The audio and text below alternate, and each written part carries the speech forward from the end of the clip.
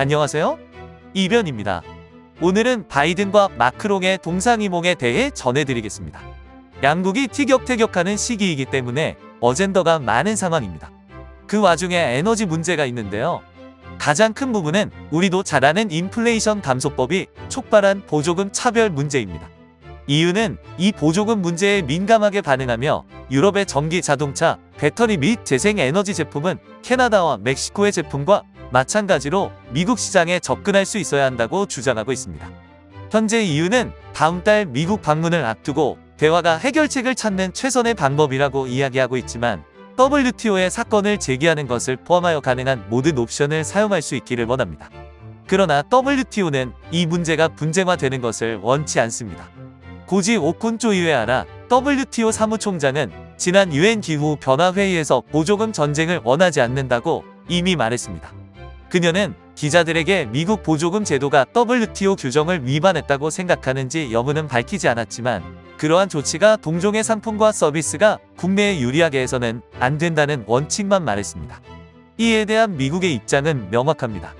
마크롱 대통령 방문을 앞두고 기자 브리핑에서 백악관 고위 간부는 유럽의 입장에 대해 미국의 보조금은 대규모 투자로 인한 기후변화에 긍정적 파급 효과를 가속화하고 생성하는 데 중요한 역할을 한다고 주장했습니다.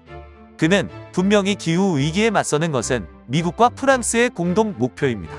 그리고 IRA는 이러한 기후 목표를 달성하는 데 도움이 되는 역할을 수행하는 미국의 실질적인 성과입니다. 즉, 오히려 도움을 받는다는 것인데요. IRA는 에너지 전환을 가속화하고 청정 에너지 공급망을 신뢰할 수 있는 파트너로 재조정함으로써 유럽 기업에 상당한 기회를 제공할 뿐만 아니라 EU 에너지 안보에 이점을 제공한다고 주장했습니다.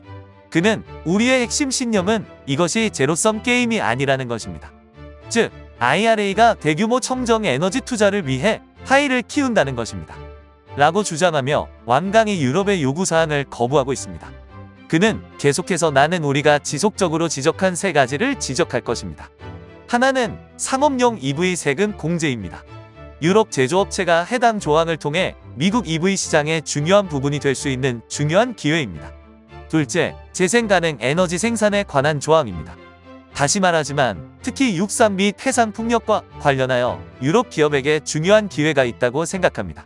그리고 마지막으로 수소에 관한 조항과 이를 시간이 지남에 따라 미국의 수소 생산을 실제로 확장할 수 있는 기회로 보고 있습니다. 라고 말하면서 주요 재생에너지 사업이 미국으로 진출하기 원한다는 점을 우회적으로 표현했습니다. 한편 마크롱 대통령의 속내에 대해 쓴 워싱턴 포스트의 기사가 있습니다.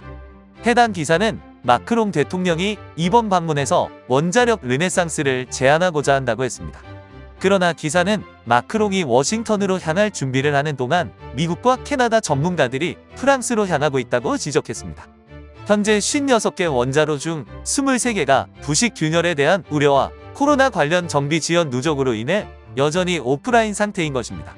기사는 프랑스는 올해 원전의 이상으로 에너지 수출국으로서의 입지를 강화하는 대신 독일에서 전기를 수입해야 했다고 말합니다. 모두가 프랑스 원자력 발전소에 의존하고 있었습니다.